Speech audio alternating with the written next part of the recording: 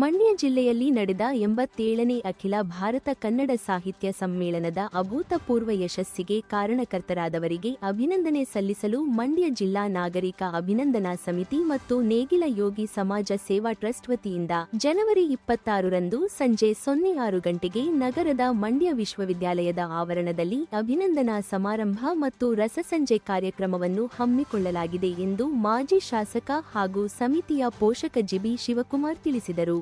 ಸುದ್ದಿಗೋಷ್ಠಿಯಲ್ಲಿ ಮಾತನಾಡಿದ ಅವರು, ಕನ್ನಡ ಸಾಹಿತ್ಯ ಸಮ್ಮೇಳನದ ಯಶಸ್ಸಿಗೆ ಕಾರಣರಾದ ಜಿಲ್ಲೆಯ ಉಸ್ತುವಾರಿ ಮಂತ್ರಿ ಎನ್ ಚಲುವರಾಯಸ್ವಾಮಿ, ಕಸಾಪ ರಾಜ್ಯಾಧ್ಯಕ್ಷ ಮಹೇಶ್ ಜೋಶಿ, ಸಂಚಾಲಕರಾಗಿದ್ದ ಡಾಕ್ಟರ್ ಮೀರಾ ಶಿವಲಿಂಗಯ್ಯ ಹಾಗೂ ಶಾಸಕರು, ಅಧಿಕಾರಿಗಳಿಗೆ ಅಭಿನಂದನೆ ಸಲ್ಲಿಸಿ ನಮ್ಮ ಜವಾಬ್ದಾರಿ ಮೆರೆಯುವ ಕಾರ್ಯಕ್ರಮ ಇದಾಗಿದೆ ಎಂದರು. ಮೊನ್ನೆ ಇತ್ತೀಚೆಗೆ ನಡೆದಂಥ 87ನೇ ಕನ್ನಡ ಸಾಹಿತ್ಯ ಸಮ್ಮೇಳನದ ಅತ್ಯಂತ ಯಶಸ್ವಿಗೆ ಕಾರಣರಾದಂಥ ನಮ್ಮೆಲ್ಲ ಜಿಲ್ಲೆಯ ನಾಯಕರು, ಪ್ರತಿನಿಧಿಗಳಿಗೆ ಒಂದು ನಾಗರಿಕ ಸಮಿತಿಯಿಂದ ಒಂದು ಅಭಿನಂದನೆ ಸಲ್ಲಿಸಬೇಕು ಅಂತಕ್ಕಂಥದ್ದನ್ನು ಈ ಒಂದು ಸಮಿತಿ ತೀರ್ಮಾನ ಮಾಡಿಕೊಂಡಿರ್ತಕ್ಕಂಥದ್ದು ಸ್ವಾಗತಾರ್ಹ. ಯಾಕೆಂತಂದರೆ ನಾವು ಕಂಡಾಗೆ ನಮ್ಮ ಅನುಭವದಲ್ಲಿ 74ರಲ್ಲಿ ನಾವು ಕಾಲೇಜು ವಿದ್ಯಾರ್ಥಿಗಳು, 94ರಲ್ಲಿ ನಾನು ಮಾದೇಗೌಡರ ಅಧ್ಯಕ್ಷತೆ, ಕೃಷ್ಣವರ ಅಧ್ಯಕ್ಷತೆಯಲ್ಲಿ ನಡೆದಂಥದ್ರಲ್ಲಿ ಆಗ ನಾನು ವಿಧಾನ ಪರಿಷತ್ ಸದಸ್ಯನಾಗಿದ್ದೆ. ಸ್ಟೇಡಿಯಂನಲ್ಲೆಲ್ಲ ನಡೆದಾಗ ಸಕ್ರಿಯವಾಗಿ ತೋಡಿಸ್ಕೊಂಡಿದ್ವಿ. ಈಗ ಹಲವಾರು ಸಮಿತಿಗಳನ್ನ ಮಾಡಿ ನಮ್ಮ ಸನ್ಮಾನ್ಯ ಜಿಲ್ಲಾ ಉಸ್ತುವಾರಿ ಸಚಿವರ ಚಲುವರಾಯಸ್ವಾಮಿಯವರ ನೇತೃತ್ವ ಹಾಗೂ ಇತರ ತಂಡವರು ಎಲ್ಲರೂ ಕೂಡ ಸೇರಿ ವಿವಿಧ ಸಮಿತಿಗಳನ್ನ ಮಾಡಿಕೊಂಡು ಆ ಮೂಲಕ ಕಾರ್ಯನ 3 ದಿವಸಗಳ ಕಾಲ ಹಬ್ಬದೋಪಾದಿಯಲ್ಲಿ ನಡೀತಕ್ಕಂಥ ಕಾರ್ಯಕ್ರಮಕ್ಕೆ ಕಾರಣರಾಗಿದ್ದಾರೆ. ಅದೇ ರೀತಿ ಲಕ್ಷಾಂತರ ಜನ ಇದಕ್ಕೆ ಬಂದು ಸ್ಪಂದನ ನೀಡಿದ್ದಾರೆ. ಸರ್ಕಾರ ಹಾಗೂ ಇತರ ಸೇವೆ ಇದ್ದು ಹಣದ ಸಹಾಯನೂ ಕೂಡ ಮಾಡಿದ್ದಾರೆ. ಟೀಕೆ ಟಿಪ್ಪಣಿಯ ರಾಜಕೀಯವಾಗಿ ಬೇರೆ ರೀತಿಯಲ್ಲಿ ಮಾಡ್ತಕ್ಕಂಥದ್ದು ಎಲ್ಲದರಲ್ಲೂ ಇರ್ತಕ್ಕಂಥ ವಿಚಾರವೇ. ಒಟ್ಟಾರೆ ನಮ್ಮ ಜಿಲ್ಲೆಗೆ ಕಳಸಪ್ರಾಯವಾದಂಥ ಸಮ್ಮೇಳನ ಅದು. ಒಂದು ದಿನ ಮಳೆಯ ಅಡಚಣೆಯಾಗಿ ಸ್ವಲ್ಪ ಕಾರ್ಯಕ್ರಮ ತೊಂದರೆ ಆಗೋದನ್ನು ಬಿಟ್ಟರೆ ಬೇರೆ ಎಲ್ಲ ಕಾರ್ಯಕ್ರಮಗಳು ತುಂಬ ಯಶಸ್ವಿಯಾಗಿರೋದು. 26ನೇ ತಾರೀಕು ಕಾರ್ಯಕ್ರಮ ನಮ್ಮ ಮಂಡ್ಯ ವಿಶ್ವವಿದ್ಯಾನಿಲಯದ ಆವರಣದಲ್ಲಿ ನಡೀತದೆ. ಅದು ಕೂಡ ಏನು ಅಲ್ಲಿ ನಮ್ಮ ಸಾಂಜು ಆಸ್ಪತ್ರೆ ಮುಂದೆ ನಡೀತೋ ಒಂದು ಸಮಾರಂಭ, ಅದಕ್ಕಿಂತಲೂ ದೊಡ್ಡದಾಗಿ, ಯಾಕೆಂದರೆ ಮನೋರಂಜನೆಯ ಮಹಾಪೂರ್ವನ್ನೇ ಅವತ್ತು ಇಟ್ಕೊಂಡಿದ್ದಾರೆ ಭಾನುವಾರ. ಆದ್ದರಿಂದ ಅದು ಕೂಡ ಒಂದು ಒಳ್ಳೆಯ ಮನೋರಂಜನೆ ಕಾರ್ಯಕ್ರಮಗಳನ್ನ ಇಟ್ಕೊಳ್ಳೋದ್ರಿಂದ ಎಲ್ಲರೂ ಕೂಡ ಹೆಚ್ಚಿನ ರೀತಿಯಲ್ಲಿ ಭಾಗವಹಿಸಬೇಕು.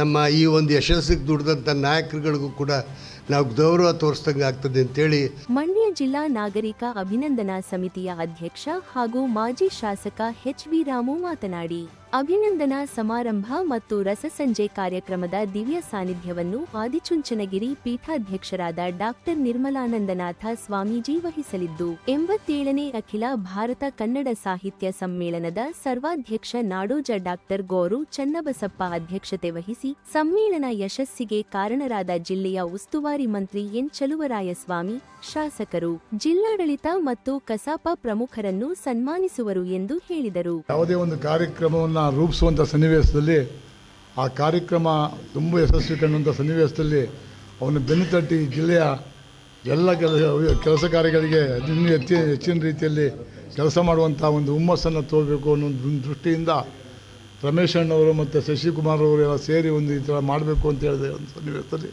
ನಾವೆಲ್ಲ ಈ ಒಂದು ಕಾರ್ಯಕ್ರಮವನ್ನು ಹಮ್ಮಿಕೊಂಡಿದ್ದೇವೆ.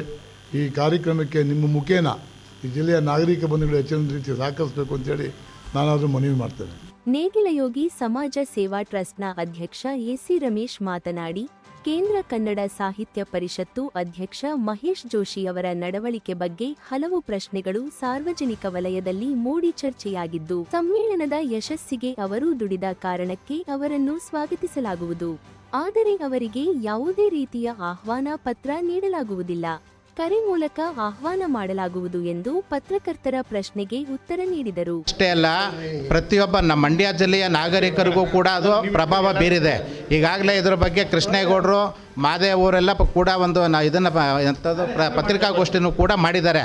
ನಾವು ಅದರಲ್ಲಿ ಇನ್ನು ನಂತರ ದೊಡ್ಡ ಮಟ್ಟದ ಆಂದೋಲನವನ್ನು ಕೂಡ ಹಮ್ಮಿಕೊಳ್ಬೇಕು ಅಂತ ಆಗಿ ನಾವೀಗಾಗಲೇ ತೀರ್ಮಾನವನ್ನು ಮಾಡಿದ್ದೇವೆ. ಎಲ್ಲ ಸಂಘಟನೆಯವರು ಕೂಡ ತಾವು ಏನಾಗಿದೆ ಈಗ ಅಂತಂದರೆ, ಇದರಲ್ಲಿ ನಾವು ಏನು ಆ ಸಾಹಿತ್ಯ ಸಮ್ಮೇಳನಕ್ಕೆ ದುಡಿದಿರತಕ್ಕಂಥವ್ರಿಗೆ ನೀವು ಯಾರನ್ನೂ ಬಿಡಬೇಡಿ ಅಂತೇಳಿ ನಮಗೆ ಮೇಲ್ಮಟ್ಟದಲ್ಲಿ ಆದೇಶ ಆಗಿರೋದ್ರಿಂದ ಒಂದು. ಎರಡನೇದಾಗಿ ನಾವು ಇದರಲ್ಲಿ ಚಿತ್ರ ಹಾಕಿದ್ದೇವೆ ಹೊರತು ನೇರವಾಗಿ ಹೇಳ್ತೇವೆ, ಅವರಿಗೆ ಫೋನ್ ಮುಖಾಂತರ ಹೇಳ್ತೇವೆ ಹೊರತು ನೇರವಾಗಿ ಅವರು ಗೌರವಪೂರ್ವಕವಾಗಿ ಯಾವುದೇ ಕಾರಣಕ್ಕೂ ನಾವು ಆಹ್ವಾನ ನೀಡುವುದಿಲ್ಲ ಅಂತ ನೇರವಾಗಿ ಹೇಳ್ತೇವೆ ನಿಮಗೆ. ಗೋಷ್ಠಿಯಲ್ಲಿ ಸಮಿತಿಯ ಕಾರ್ಯಾಧ್ಯಕ್ಷ ಎಚ್ಪಿ ಶಶಿಕುಮಾರ್, ಉಪಾಧ್ಯಕ್ಷ ಕಂಬದಹಳ್ಳಿ ಪುಟ್ಟಸ್ವಾಮಿ, ಪ್ರಧಾನ ಸಂಚಾಲಕ ತಗ್ಗಹಳ್ಳಿ ವೆಂಕಟೇಶ್, ಖಜಾಂಚಿ ತ್ಯಾಗರಾಜು, ಪ್ರಧಾನ ಕಾರ್ಯದರ್ಶಿ ಕೀಲಾರ ಕೃಷ್ಣೇಗೌಡ, ಪ್ರದೀಪ್ ಕುಮಾರ್ ಇದ್ದರು. ಮಂಡ್ಯ ಪ್ರವಾಸಿ ಮಂದಿರದಲ್ಲಿ ಕನ್ನಡಾಂಬೆ ರಕ್ಷಣಾ ವೇದಿಕೆ ವತಿಯಿಂದ ನಡೆದ ಸಮಾರಂಭದಲ್ಲಿ ಕನ್ನಡ ಸೇನೆ ಮಂಡ್ಯ ಜಿಲ್ಲಾ ಘಟಕದ ಅಧ್ಯಕ್ಷ ಮಂಜುನಾಥ್ ಅವರಿಗೆ ಕನ್ನಡಾಂಬೆ ಪ್ರಶಸ್ತಿ ಪ್ರದಾನ ಮಾಡಲಾಯಿತು.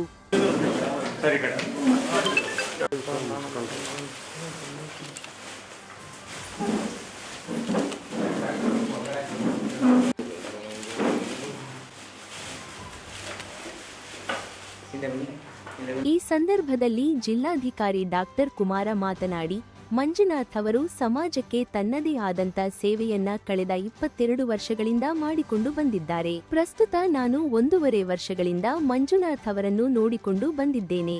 ನಿರಂತರವಾಗಿ ಸಾಮಾಜಿಕ ಕೆಲಸಗಳನ್ನು ಮಾಡುವುದರ ಜೊತೆಗೆ ಕನ್ನಡದ ಪ್ರೇಮವನ್ನು ಒಪ್ಪಿಕೊಂಡಿದ್ದಾರೆ. ಬಹಳಷ್ಟು ವಿಷಯಗಳಲ್ಲಿ ಹೋರಾಟ ಮಾಡುವುದರ ಜೊತೆಗೆ ಸಾಂಸ್ಕೃತಿಕ ಕಾರ್ಯಕ್ರಮಗಳನ್ನು ಹಮ್ಮಿಕೊಂಡು ಬಂದಿದ್ದಾರೆ. ಇಂತಹ ಸಾಮಾಜಿಕ ಕಳಕಳಿಯ ವ್ಯಕ್ತಿಯನ್ನು ಕನ್ನಡಾಂಬೆ ಪ್ರಶಸ್ತಿಗೆ ಆಯ್ಕೆ ಮಾಡಿರುವುದು ಬಹಳ ಸಂತೋಷದ ವಿಷಯ ಎಂದು ಹೇಳಿದರು. ಕನ್ನಡಾಂಬೆ ರತ್ನ ಅನ್ನುವಂಥ ಪ್ರಶಸ್ತಿಯನ್ನು ಕೊಟ್ಟಿರೋಂಥದ್ದು ಬಹಳ ಶ್ಲಾಘನೀಯ. ಹಾಗಾಗಿ ನಾನು ಕನ್ನಡಾಂಬೆ ರಕ್ಷಣಾ ವೇದಿಕೆಯ ಸಂಘದ ಎಲ್ಲ ಪದಾಧಿಕಾರಿಗಳಿಗೆ ಅಭಿನಂದನೆಗಳನ್ನು ಸಲ್ಲಿಸಲಿಕ್ಕೆ ಇಚ್ಛೆ ಪಡ್ತೇನೆ. ಭಾಳ ಅತ್ಯಂತ ಸೂಕ್ತವಾದಂಥ ವ್ಯಕ್ತಿಯನ್ನು ಈ ಪ್ರಶಸ್ತಿಗೆ ಆಯ್ಕೆ ಮಾಡಿದ್ದೀರಾ. ಯಾವತ್ತೂ ಕೂಡ ಒಂದು ಪ್ರಶಸ್ತಿಯನ್ನು ಕೊಟ್ಟಂಥ ಸಂದರ್ಭದಲ್ಲಿ ಆ ಪ್ರಶಸ್ತಿ ಕೊಟ್ಟಾಗ ಪ್ರಶಸ್ತಿಯ ಗೌರವ ಹೆಚ್ಚಾಗಬೇಕು. ವ್ಯಕ್ತಿಗಿಂತ ಪ್ರಶಸ್ತಿಗೆ ಗೌರವ ಹೆಚ್ಚಾದಾಗ ಮಾತ್ರ ಪ್ರಶಸ್ತಿಗೊಂದು ಅರ್ಹತೆ ದೊರಕತಕ್ಕಂಥದ್ದು. ಹಾಗಾಗಿ ಮಂಜುನಾಥ್ ಅವರನ್ನ ಕಳೆದ 1.5 ವರ್ಷದಿಂದ ನಾನು ಅತಿ ಹತ್ತಿರದಿಂದ ನೋಡ್ತಾ ಇದ್ದೀನಿ. ಕನ್ನಡ ಪರ ಸಂಘಟನೆ ಮತ್ತು ಸಾಮಾಜಿಕ ಕಳಕಳಿಯ ಮೂಲಕ ಕನ್ನಡವನ್ನು ಎತ್ತಿಡಿಯುವಂಥದ್ದು, ಜೊತೆಗೆ ಸಾಮಾಜಿಕ ಅನಿಷ್ಟ ಪದ್ಧತಿಗಳ ವಿರುದ್ಧ ಹೋರಾಟದ ಮೂಲಕ ಅನೇಕ ಒಳಿತಾದಂಥ ಕೆಲಸ ಕಾರ್ಯಗಳನ್ನು ಮಾಡ್ತಾ ಇದ್ದಾರೆ. ಒಬ್ಬ ಯುವ ಮನಸ್ಸು ಸಮಾಜದಲ್ಲಿ ಏನಾದರೂ ಒಂದು ಬದಲಾವಣೆ ತರಬೇಕು ಅನ್ನುವಂಥ ಆತ್ಮವಿಶ್ವಾಸವನ್ನು ಹೊಂದಿರತಕ್ಕಂಥದ್ದು. ಅದರಲ್ಲೂ ಭಾಳ ವಿಶೇಷವಾಗಿ ಕನ್ನಡದ ಬಗ್ಗೆ ಅಪಾರ ಅಭಿಮಾನ ಇದೆ. ಈ ಕನ್ನಡ ನಾಡು ನುಡಿ ಜಲದ ಬಗ್ಗೆ ಯಾರು ಅಭಿಮಾನವನ್ನು ಇಟ್ಕೊಂಡಿರ್ತಾರೆ ಅವರು ನಿಜವಾದಂಥ ಕನ್ನಡಿಗರು. ಹಾಗಾಗಿ ನೀವು ಈ ಒಂದು ಪ್ರಶಸ್ತಿಗೆ ಅತ್ಯಂತ ಸೂಕ್ತವಾದ ವ್ಯಕ್ತಿ ಆಯ್ಕೆ ಮಾಡಿರೋದ್ರಿಂದ ಮತ್ತು ಮಂಜುನಾಥ್ ಅವರಿಗೂ ಕೂಡ ಈ ಒಂದು ಪ್ರಶಸ್ತಿ ತೆಗೆದುಕೊಳ್ಳುವ ಮೂಲಕ ಅವರ ಕೆಲಸ ಕಾರ್ಯಗಳಿಗೆ ಇನ್ನೂ ಕೂಡ ಹೆಚ್ಚು ಜವಾಬ್ದಾರಿ ಸಿಕ್ಕಂತೆ.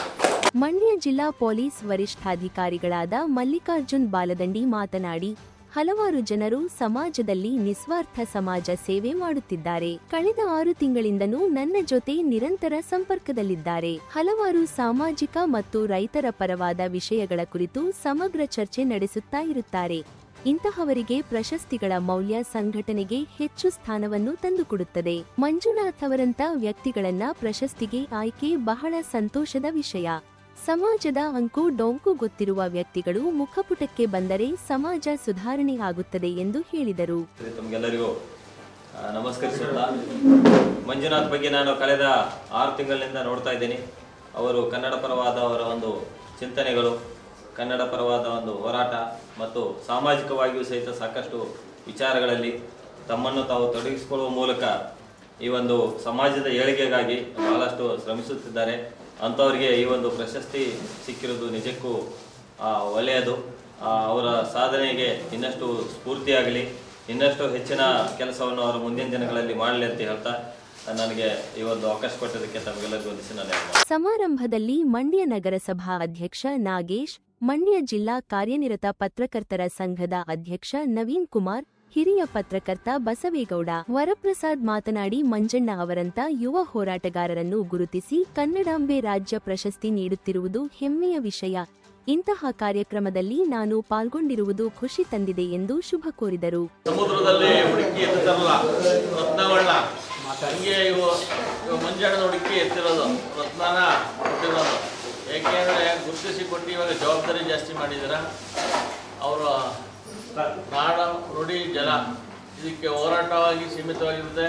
ನಮಗೂ ಎಚ್ಚರಿಸುತ್ತಾ ರಾಜಕಾರಣಿಗಳಿಗೂ ಮಧ್ಯೆ ಏನಾರ ಒಂದು ಸಣ್ಣ ಪುಟ್ಟ ಲೋಪದೋಷ ಇದ್ದಾಗ ಹಿಂಗೆಲ್ಲ ಬ್ರದರ್ ಹಿಂಗೆ ಮಾಡಬೇಕು ಅಪ್ಪಾಜಿ ಅಂತ ಹೇಳ್ತಾ ನಮಗೂ ಮಧ್ಯರಾತ್ರಿ ಆದ್ರೂ ಎಲ್ಲ ವಿಷಯಗಳನ್ನ ಹಂಚ್ಕೊಂಡು ನಮಗೂ ಸಮಾಜದಲ್ಲಿ ಒಳ್ಳೆ ರೀತಿ ನಡೆಯೋಕ್ಕೆ ಅವರ ಸಹಕಾರಕ್ಕೆ ಅತ್ಯಮೂಲ್ಯ. ಕಳೆದ 20 ವರ್ಷದಿಂದ ನಾವು ಜೊತೆಗಿದ್ದೀವಿ. ಅವರು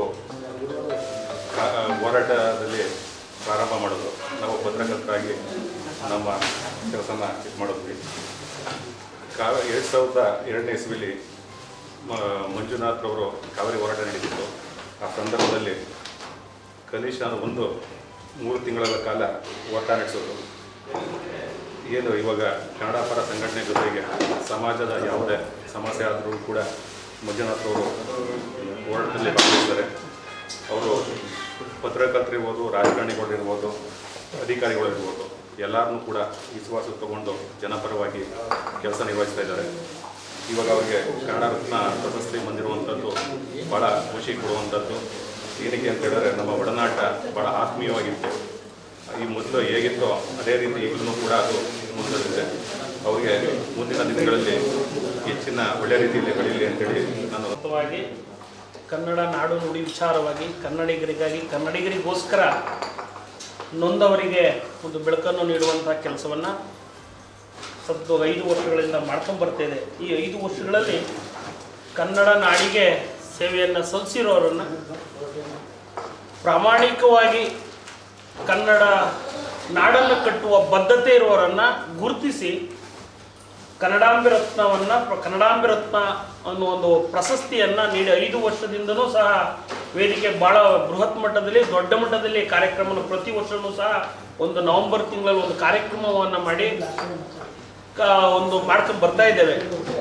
ಈ ವರ್ಷ ನಮ್ಮ ಮಂಡ್ಯದಲ್ಲಿ ಏಕೈಕ ಒಬ್ಬ ಹೋರಾಟಗಾರನಾಗಿ ಮಂಜು ಅವರನ್ನು ಕನ್ನಡ ಸೇನೆಯ ಜಿಲ್ಲಾಧ್ಯಕ್ಷರನ್ನಾಗಿ ಸಾಕಷ್ಟು ವರ್ಷಗಳಿಂದ ತಾಯಿ ಭುವನೇಶ್ವರಿ, ತಾಯಿ ಕನ್ನಡಾಂಬೆಗೆ ಸೇವೆಯನ್ನು ಸಲ್ಲಿಸ್ತಾ ಇರುವಂತಹ ಮಂಜು ಅವರ ಸೇವೆಯನ್ನು ಕನ್ನಡಾಂಬೆ ರಕ್ಷಣಾ ವೇದಿಕೆ ಗುರುತಿಸಿ ಈ ಸಾಲ 2024ನೇ ಸಾಲಿನ ಕನ್ನಡಾಂಬೆ ರತ್ನ ಪ್ರಶಸ್ತಿಯನ್ನು ನೀಡಿ ಅವರಿಗೆ ಉತ್ತೇಜನವನ್ನು ಮತ್ತು ಅವರ ಸೇವೆಗೆ ಈ ಒಂದು ಪ್ರಶಸ್ತಿಯನ್ನು ಗಿರಿಯನ್ನು ಅವರ ಕಿರೀಟಕ್ಕೆ, ಒಂದು ಮುಕುಟಕ್ಕೆ ಏರಿಸುವಂತಹ ಕೆಲಸವನ್ನ ಕನ್ನಡಾಂಬೆ ರಕ್ಷಣಾ ವೇದಿಕೆ ಮಾಡ್ತದೆ.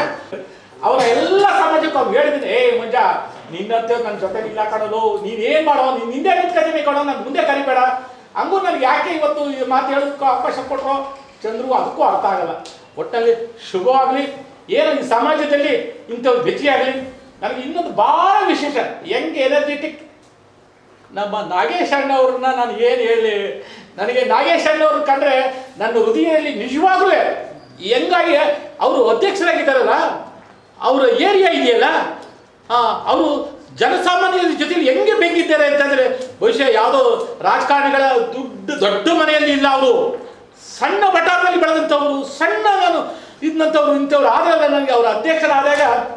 ಸಮಾರಂಭದಲ್ಲಿ ವಿಧಾನ ಪರಿಷತ್ತಿನ ಮಾಜಿ ಸದಸ್ಯರಾದ ಕೆಟಿ ಶ್ರೀಕಂಠೇಗೌಡ, ಕನ್ನಡಾಂಬೆ ರಕ್ಷಣಾ ವೇದಿಕೆ ರಾಜ್ಯಾಧ್ಯಕ್ಷರಾದ ರಾಜಶೇಖರ್, ಕನ್ನಡ ಸೇನೆಯ ಜಿ ಮಹಾಂತಪ್ಪ, ಪವಿತ್ರ, ಲಂಕೇಶ್, ಭರತ್ ರಾಜ್, ಕೀರ್ತಿರಾಜ್ ಮತ್ತಿತರರು ಉಪಸ್ಥಿತರಿದ್ದರು. ಮಂಡ್ಯ ಜಿಲ್ಲಾ ಯುವ ಕಾಂಗ್ರೆಸ್ ಸಮಿತಿ ಅಧ್ಯಕ್ಷ ಎಚ್.ಬಿ. ವಿಜಯ್ ಕುಮಾರ್ ನೇತೃತ್ವದಲ್ಲಿ ಮಂಡ್ಯ ಜಿಲ್ಲಾ ಉಸ್ತುವಾರಿ ಸಚಿವರು ಹಾಗೂ ಕೃಷಿ ಸಚಿವರಾದ ಎನ್. ಚಲುವರಾಯಸ್ವಾಮಿರವರ ಸುಪುತ್ರ ಸಚಿನ್ ಚಲುವರಾಯಸ್ವಾಮಿರವರ ಹುಟ್ಟುಹಬ್ಬದ ಪ್ರಯುಕ್ತ ಮಂಡ್ಯದ ಮಿಮ್ಸ್ ಆಸ್ಪತ್ರೆಯ ಹೆರಿಗೆ ವಾರ್ಡ್ನಲ್ಲಿ ಗರ್ಭಿಣಿಯರಿಗೆ, ಬಾಣಂತಿಯರಿಗೆ ಹಾಗೂ ಆಸ್ಪತ್ರೆಯ ಒಳರೋಗಿಗಳಿಗೆ ಹಣ್ಣು ಹಂಪಲು ವಿತರಣೆ ಮಾಡಿದರು. ಮಂಡ್ಯ ಜಿಲ್ಲಾ ಯುವ ಕಾಂಗ್ರೆಸ್ ಸಮಿತಿ ಅಧ್ಯಕ್ಷ ಎಚ್.ಬಿ. ವಿಜಯ್ ಕುಮಾರ್, ಮೂಡ ಅಧ್ಯಕ್ಷ ನಹೀಂ ಹಾಗೂ ಸಮಿತಿಯ ಪದಾಧಿಕಾರಿಗಳು ಹಣ್ಣು ಹಂಪಲು ವಿತರಣೆ ಮಾಡಿದರು.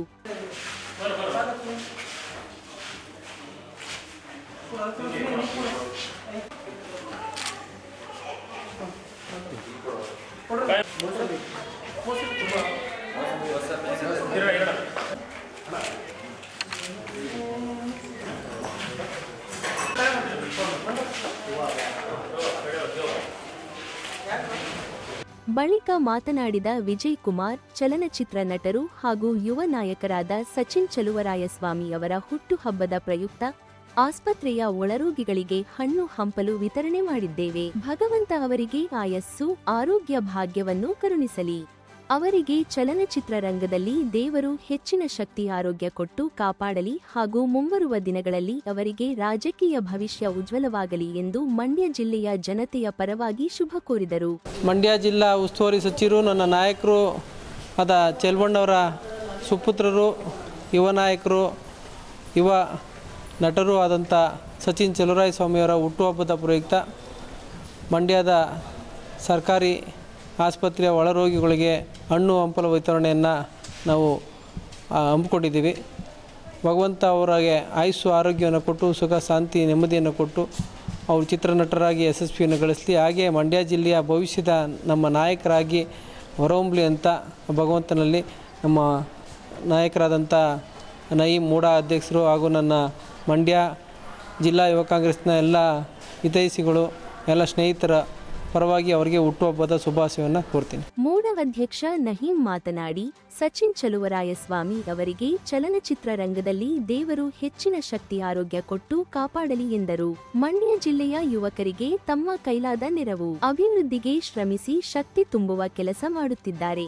ಇದೇ ರೀತಿ ಸಮಾಜಮುಖಿಯಾಗಿ ಜನಪರವಾಗಿ ಕಾರ್ಯಕ್ರಮಗಳನ್ನು ರೂಪಿಸಲಿ. ನಮ್ಮ ಮಂಡ್ಯ ಜಿಲ್ಲೆಯ ಎಲ್ಲ ಯುವ ಸಮೂಹ ಅವರ ಪರ ಇರುತ್ತೇವೆ ಎಂದು ಶುಭ ಕೋರಿದರು.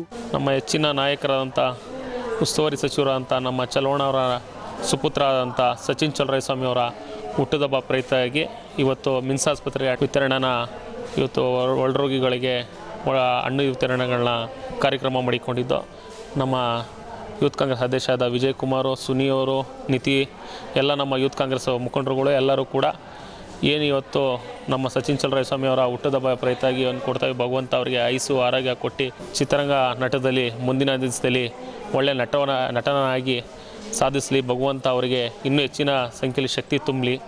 ನಮ್ಮ ಭವಿಷ್ಯದಲ್ಲಿ ಮುಂದಿನ ನಾಯಕರಾಗಲಿ, ಈ ಜಿಲ್ಲೆಯ ಆಳದಂಥ ನಾಯಕರಾಗಲಿ, ಈ ಜಿಲ್ಲೆಯ ಯುವಕರಿಗೆ ಒಂದು ಶಕ್ತಿ ತುಂಬ್ತವ್ರೆ. ಏನು ಕಷ್ಟ ಸುಖ ಇವತ್ತು ಏನೋ ಒಂದು ಅಂದಾಗ ಸಚಿನ್ ಚಲುವರಾಯಸ್ವಾಮಿಯವರು ನಮ್ಮ ಮಂಡ್ಯ ಜಿಲ್ಲೆಯಲ್ಲಿ ಏನಾರ ಒಂದು ಕರೆ ಮಾಡಿ ಹಣ ಇಂಥದ್ದು ಅಂದಾಗ ಎಲ್ಲ ಯುವಕರುಗಳಿಗೆ ಒಂದು ಶಕ್ತಿ ತುಂಬಂಥ ಕೆಲಸವನ್ನು ಮಾಡ್ತಾವ್ರೆ. ಎಲ್ಲರಿಗೂ ಕೂಡ ಒಂದು ಶಕ್ತಿಯಾಗಿ ನಿಂತ್ಕೊಂಡಿದ್ದಾರೆ. ಈ ಭವಿಷ್ಯದಲ್ಲಿ ಎಲ್ಲ ಯುವಕರಿಗೆ ಒಂದು ನಾಯಕರಾಗಿ ನಮ್ಮ ಜಿಲ್ಲೆಯಲ್ಲಿ ಇದ್ದಾರೆ. ಒಬ್ಬರು ಸಚಿನ್ ಚಲುವರಾಯಸ್ವಾಮಿ ಅವರು ಅವ್ರ ನಾಯಕತ್ವದಲ್ಲಿ ಎಲ್ಲ ಯುವಕರು, ಎಲ್ಲ ಜಿಲ್ಲೆಯ ನಮ್ಮ ಮಂಡ್ಯ ಜಿಲ್ಲೆಯ ಎಲ್ಲ ಯುವಕರುಗಳು ಅವ್ರ ಜೊತೆಲಿ ಇದ್ದೀವಿ. ಅವರು ಮುಂದಿನ ದಿವಸದಲ್ಲಿ ಆ ಭಗವಂತ ಆಯುಸ್ಸು ಆರೋಗ್ಯ ಕೊಟ್ಟು ಅವರಿಗೆ ಈ ಜಿಲ್ಲೆಯ ಆಳದಂಥ ಶಕ್ತಿ ಕೊಳ್ಳಿ ಅಂತ ಆ ಭಗವಂತನೇ ಅಲ್ಲದಲ್ಲಿ ಪ್ರಾರ್ಥನೆ ಮಾಡ್ತೀವಿ. ಈ ಸಂದರ್ಭದಲ್ಲಿ ತಾಲೂಕು ಯುವ ಕಾಂಗ್ರೆಸ್ ಸಮಿತಿ ಅಧ್ಯಕ್ಷ ಸುನಿಲ್ ಕುಮಾರ್, ನಿತಿನ್ ಸೇರಿದಂತೆ ಸಮಿತಿಯ ಮುಖಂಡರುಗಳು ಹಾಜರಿದ್ದರು. ಮೈಸೂರು ಹಾಗೂ ಬನ್ನೂರು ಭಾಗದ ಕಬ್ಬು ಬೆಳೆ ಗ್ರಾಮಗಳನ್ನು ಎಂಆರ್ಎನ್ ಪಾಂಡವಪುರ ಸಕ್ಕರೆ ಕಾರ್ಖಾನೆಗೆ ಹಂಚಿಕೆ ಮಾಡುವಂತೆ ಒತ್ತಾಯಿಸಿ ಮಂಡ್ಯ ಜಿಲ್ಲೆ ಎಡಿಸಿ ಮತ್ತು ಕೃಷಿ ಸಚಿವರಾದ ಚೆಲುವರಾಯಸ್ವಾಮಿ ಪಿಎರವರಿಗೆ ಕರ್ನಾಟಕ ರಾಜ್ಯ ರೈತ ಸಂಘದ ಮೈಸೂರು ಜಿಲ್ಲಾಧ್ಯಕ್ಷ ಬನ್ನೂರು ನಾರಾಯಣ್ ಮನವಿ ಪತ್ರ ಸಲ್ಲಿಸಿದರು.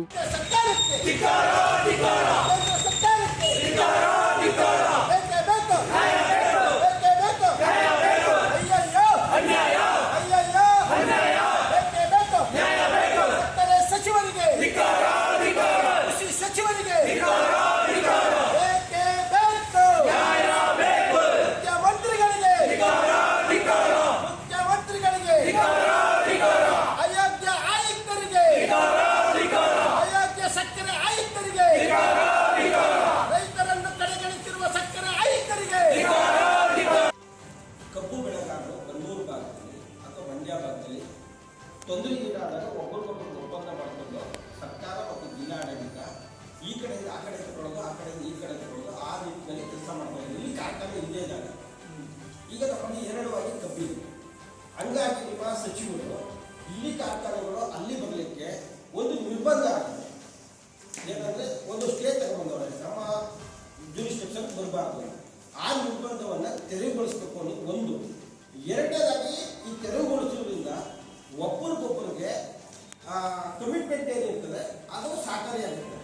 ಇಲ್ಲ ಅಂದರೆ 18 ತಿಂಗಳು 20 ತಿಂಗಳು 2018 ಮತ್ತು 2013ರಲ್ಲಿ ಬೆಂಕಿ ಹಾಕಿದ್ವಿ ಕಬ್ಬಿಗೆ 20 ಲಕ್ಷ ಟನ್ ಕಬ್ಬು ಬೆಳೆಗಾರರು ತೊಂದರೆಗೀಡಾಗಿದ್ದರೆ ಅವರು ಯಾರೇ ಬಂದು ತಗೊಳ್ಳೋಕ್ಕೆ ಅವಕಾಶ ಮಾಡಿಕೊಡ್ಬೇಕು. ಮತ್ತೆ ಹಿಂದೆ ಈಗ ಕಬ್ಬು ಹೋಗ್ಲಿಕ್ಕೆ ರಾಜ್ಯ ಸರ್ಕಾರ ಮತ್ತು ಕೃಷಿ ಸಚಿವರು ಒಂದು ನಿಟ್ಟಿನ ಕಾನೂನು ವ್ಯವಸ್ಥೆಯನ್ನು ಮಾಡಬೇಕು.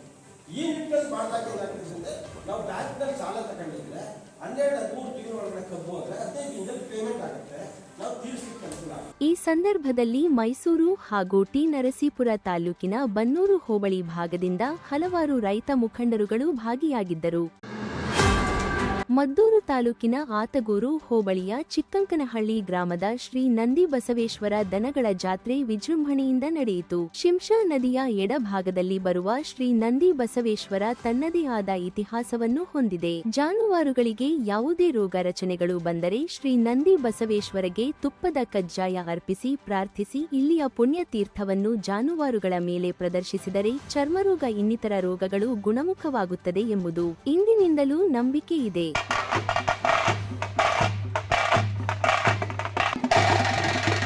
ಸಾವಿರಾರು ರಾಸುಗಳನ್ನು ಜಾತ್ರೆಯಲ್ಲಿ ತಂದು ಒಂದು ವಾರ ಜಾತ್ರೆಯಲ್ಲಿ ತಂಗಿ ಮಾರಾಟ ಮಾಡಿ ಹೋಗುವುದು ಪ್ರತಿ ವರ್ಷದ ಸಂಪ್ರದಾಯ. ಈ ಬಾರಿಯೂ ಕೂಡ ಉತ್ತಮ ರಾಸುಗಳನ್ನು ಜಾತ್ರೆಯಲ್ಲಿ ಮೆರವಣಿಗೆ ಮಾಡಿ ಪ್ರದರ್ಶಿಸಲಾಯಿತು.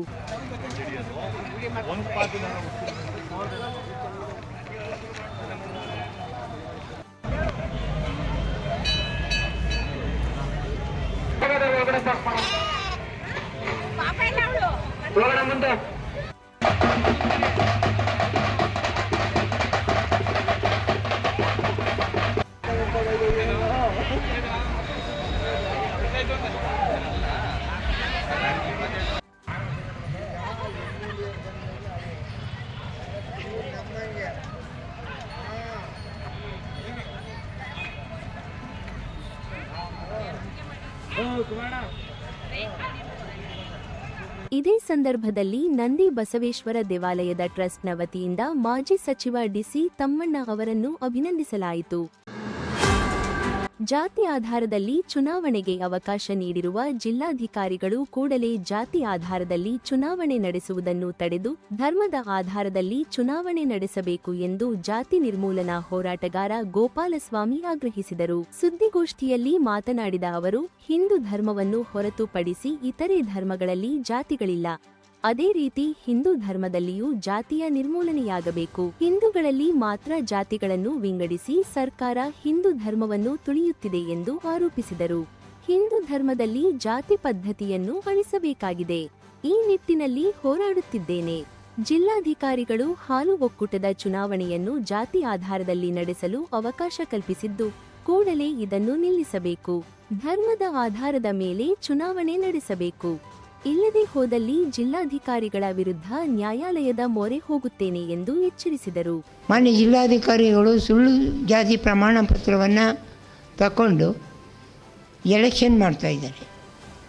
ಇವು ಸುಳ್ಳು ಜಾತಿ ಪ್ರಮಾಣ ಪತ್ರ ಹೇಗೆ? ಹಿಂದೂ ಕ್ರೈಸ್ತ, ಮುಸ್ಲಿಂ, ಬೌದ್ಧ, ಪಾರ್ಸಿ, ಜೈನ್ ಆದರೆ ಹಿಂದೂ ಯಾರು?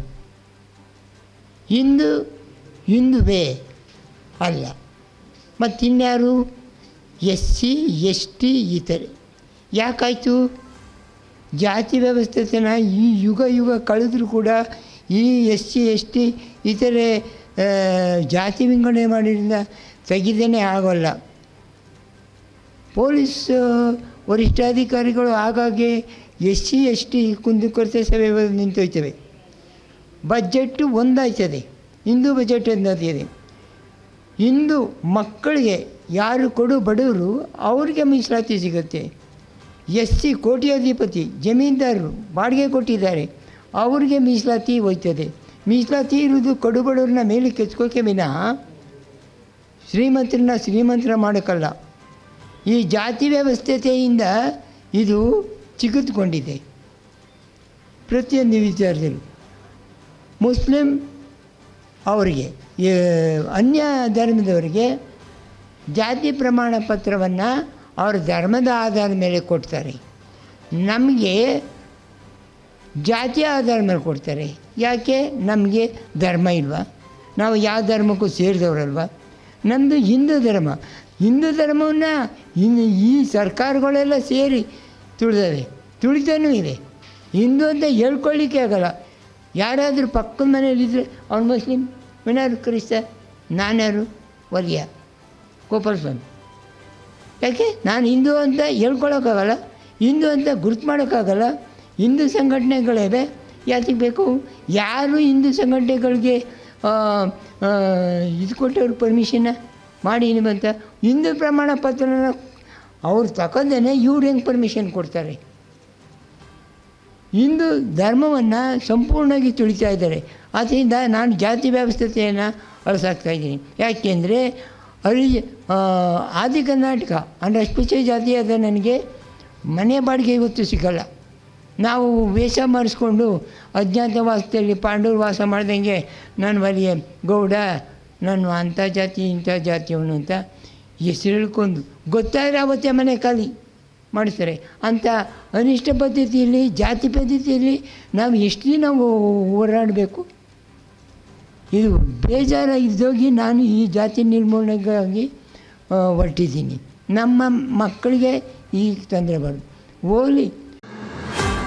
ಕಲಬುರಗಿ ಜಿಲ್ಲೆಯ ಬೌದ್ಧ ಐತಿಹಾಸಿಕ ಕ್ಷೇತ್ರ ಸನ್ನತಿ ಅಭಿವೃದ್ಧಿ ಮಂಡಳಿ ರಚಿಸಿ ಆಂಧ್ರಪ್ರದೇಶದ ಬುದ್ಧವನ ಮಾದರಿಯಲ್ಲಿ ಅಭಿವೃದ್ಧಿಪಡಿಸಲು ಆಗ್ರಹಿಸಿ ಹಾಗೂ ವಿವಿಧ ಬೇಡಿಕೆಗಳ ಈಡೇರಿಕೆಗೆ ಆಗ್ರಹಿಸಿ ನಡೆಸುತ್ತಿರುವ ಸನ್ನತಿ ಪಂಚಶೀಲ ಪಾದಯಾತ್ರೆಯ ಸಮಾರೋಪ ಸಮಾರಂಭವು ಜನವರಿ 24ರಂದು ಬೆಂಗಳೂರಿನ ಫ್ರೀಡಂ ಪಾರ್ಕ್ನಲ್ಲಿ ನಡೆಯಲಿದೆ ಎಂದು ಭಾರತೀಯ ಬೌದ್ಧ ಮಹಾಸಭಾದ ರಾಜ್ಯಾಧ್ಯಕ್ಷ ಎಂಸಿ ಶಿವರಾಜ್ ತಿಳಿಸಿದರು. ಸುದ್ದಿಗೋಷ್ಠಿಯಲ್ಲಿ ಮಾತನಾಡಿದ ಅವರು, ಸನ್ನತಿ ಪಂಚಶೀಲ ಪಾದಯಾತ್ರೆಯು ನಾಡಿನ ಬಿಕ್ಕು ಮತ್ತು ಬಿಕ್ಕುಣಿ ಸಂಘದ ಭಂತೆ ಬೋಧಿದತ್ತ ಅವರ ನೇತೃತ್ವದಲ್ಲಿ ಜನವರಿ 15ರಂದು ಪ್ರಾರಂಭಗೊಂಡಿದ್ದು, ರಾಜ್ಯದಲ್ಲಿರುವ ಅಶೋಕ ಸಾಮ್ರಾಟರ 9 ಶಿಲಾ ಶಾಸನಗಳಿಗೆ ಭೇಟಿ ನೀಡಿ ಅಧ್ಯಯನ ಮಾಡಿ ಕಲಬುರಗಿ, ಯಾದಗಿರಿ, ರಾಯಚೂರು, ಕೊಪ್ಪಳ, ವಿಜಯನಗರ, ಬಳ್ಳಾರಿ, ಚಿತ್ರದುರ್ಗ, ತುಮಕೂರು, ಬೆಂಗಳೂರು ಗ್ರಾಮಾಂತರ ಜಿಲ್ಲೆಗಳ 800 ಕಿಲೋಮೀಟರ್ ಸಂಚರಿಸಿ ಧಮ್ಮ ಸಂದೇಶ ನೀಡಲಾಗಿದೆ ಎಂದರು. ಸಾಮ್ರಾಟ್ ಅಶೋಕರು ನೆಲೆಸಿದ್ದು ಅಲ್ಲಿ ಉಳ್ಕೊಂಡಂಥ ಸ್ಥಳ, ಅದು ಐತಿಹಾಸಿಕ ಸ್ಥಳವಾಗಿದೆ. ಆ ಸನ್ನತಿ ಅನ್ನುವಂಥ ಒಂದು ಅಶೋಕರ ಇದ್ದಂಥ ಸ್ಥಳವನ್ನು ಅಭಿವೃದ್ಧಿಪಡಿಸಬೇಕು. ಅಲ್ಲಿ ಈ ದೇಶದ ಬಹಳ ಮುಖ್ಯವಾದಂಥ ಹಳೆಯ ಕಾಲದ ಒಂದು ಸಂಸ್ಕೃತಿಯನ್ನು ಮತ್ತೆ ಅದು ನಮಗೆ ನೆನಪು ಮಾಡಬೇಕು. ನಾವು ನೀವೆಲ್ಲರೂ ಕೂಡ ಶಾಂತಿ ಪ್ರಿಯರು, ಸಾಮ್ರಾಟ್ ಅಶೋಕರ ಹಾಗೆ ಎಲ್ಲರನ್ನ ಸರ್ವರನ್ನು ಪ್ರೀತಿಸುವಂಥ ಒಂದು ಮನೋಭಾವವನ್ನು ಬೆಳೆಸಬೇಕು ಅನ್ನುವಂಥದ್ದಕ್ಕೆ, ಆ ತಾಣವನ್ನು ಬೆಳೆಸೋದಕ್ಕೆ ಅಲ್ಲಿಂದ ನಮ್ಮ ಪೂಜ್ಯ ಬಿಕ್ಕು ಸಂಘದಲ್ಲಿ ಪೂಜ್ಯ ಬೋಧಿದತ್ತ ಬಂತೆ ತೇರಾರವರು ಒಂದು ಪಾದಯಾತ್ರೆಯನ್ನು ಬಿಕ್ಕುಗಳ ಎಲ್ಲ ಸಮ್ಮುಖದಲ್ಲಿ ಹಮ್ಮಿಕೊಂಡಿದ್ದಾರೆ. ಅದಕ್ಕೆ ನಮ್ಮ ಎಲ್ಲ ಭಾರತೀಯ ಬೌದ್ಧ ಮಹಾಸಭಾದ ಹಾಗೂ ಎಲ್ಲ ಬೌದ್ಧ ಸಂಘಟನೆಗಳ ಪದಾಧಿಕಾರಿಗಳು, ಉಪಾಸಕರು ಎಲ್ಲರೂ ಕೈ ಜೋಡಿಸ್ತಾ ಎಲ್ಲ ಸಂಘಟನೆಗಳವರು ಒಟ್ಟಿಗೂಡಿ ಬರ್ತಾಯಿದ್ದಾರೆ. ಇದು ನವೆಂಬರ್ 15ರಿಂದ ಪ್ರಾರಂಭವಾಯಿತು ಈ ಒಂದು ಪಾದಯಾತ್ರೆ. ಇದೀಗ ಸಾಕಷ್ಟು ಅಂದರೆ ಒಟ್ಟಾರೆ ಸುಮಾರು 70 ದಿವಸಗಳ ಒಂದು ಪಾದಯಾತ್ರೆ ಇದು. ಅದು ಗುಲ್ಬರ್ಗದಿಂದ ಪ್ರಾರಂಭ ಆಗಿದ್ದು ಯಾದಗಿರಿ, ರಾಯಚೂರು, ಬಳ್ಳಾರಿ, ಕೊಪ್ಪಳ, ವಿಜಯನಗರ, ಚಿತ್ರದುರ್ಗ, ತುಮಕೂರು, ಈಗ ಬೆಂಗಳೂರು ಜಿಲ್ಲೆಯಲ್ಲಿ ನೆಲಮಂಗಲದಿಂದ ಬಿಟ್ಟು ಬೆಂಗಳೂರಿಗೆ ಹತ್ತ ಸಾಗ್ತಾಯಿದೆ. ಇದರ ಉದ್ದೇಶ ಪಾದಯಾತ್ರೆ ನಮ್ಮ ದೇಶದಲ್ಲಿ ಎಲ್ಲರಿಗೂ ಸರ್ವರಿಗೂ ಕೂಡ ಒಂದು ಮೈತ್ರಿ ಪ್ರೀತಿಯನ್ನು ಹರಡುವಂಥದ್ದು ಇದು ಪಂಚಶೀಲ ಪಾದಯಾತ್ರೆ. ಪಂಚಶೀಲಗಳಲ್ಲಿ ತಮಗೆಲ್ಲ ಗೊತ್ತಿದೆ, ಯಾವುದೇ ಹತ್ಯೆ ಮಾಡದೇ ಇರುವಂಥದ್ದು, ಹಾಗೆಯೇ ಸುಳ್ಳು ಹೇಳದೇ ಇರುವಂಥದ್ದು ಮತ್ತು ವಿಚಾರ ಮಾಡದೇ ಇರುವಂಥದ್ದು, ಮತ್ತು ಬರ್ತಕ್ಕಂಥ ಪದಾರ್ಥಗಳನ್ನ ಸೇವನೆ ಮಾಡದೇ ಇರುವಂಥದ್ದು, ಒಟ್ಟಾರೆಯಾಗಿ ಈ ಒಂದು ಭಾಳ ಬೌದ್ಧ ಒಂದು ಮುಖ್ಯವಾದಂಥ ಸಾರಾಂಶ ಇದೆ. ಗೋಷ್ಠಿಯಲ್ಲಿ ಮಹಾಸಭಾದ ಜಿಲ್ಲಾಧ್ಯಕ್ಷ professor Venkatesh, Siddaiah, Shivakumar, K Shivanand, Venkatachalaiah, Jayaram, SP Narayanaswamy ಇದ್ದರು. ಶ್ರೀ ಶ್ರೀ ಶ್ರೀ ಅಭಯ ಹಸ್ತ ಆಂಜನೇಯ ಸ್ವಾಮಿ ಮೂರ್ತಿಯ ಪ್ರತಿಷ್ಠಾಪನೆಯನ್ನು ಕಳಸ ಪೂಜೆ ಹಾಗೂ ಪೂರ್ಣ ಕುಂಭದೊಂದಿಗೆ ಬನ್ನೂರು ಹೋಬಳಿ ಮಾರಗೌಡನಹಳ್ಳಿಯಲ್ಲಿ ಪ್ರತಿಷ್ಠಾಪಿಸಲಾಯಿತು. ಇಂಗ್ಲೆಂಡ್ ದೇಶದಲ್ಲಿ ವೈದ್ಯ ವೃತ್ತಿಯಲ್ಲಿರುವ ಜಯಟಿ ಗೌಡ ಮತ್ತು ಚಿಕ್ಕತಿಮ್ಮೇಗೌಡರು ತಮ್ಮ ಸ್ವಂತ ಊರಾದ ಮಾರಗೌಡನಹಳ್ಳಿಯ ತಮ್ಮ ಸ್ವಂತ ಜಾಗದಲ್ಲಿ ಊರಿನ ಜನತೆಯ ಒಳಿತಿಗಾಗಿ ದೇವಸ್ಥಾನ ನಿರ್ಮಿಸಿದ್ದು, ನಿನ್ನೆ ಮತ್ತು ಇಂದು ಮೂರ್ತಿಯ ಪ್ರತಿಷ್ಠಾಪನೆಯ ದೇವತಾ ಕಾರ್ಯಗಳು ನಡೆದವು.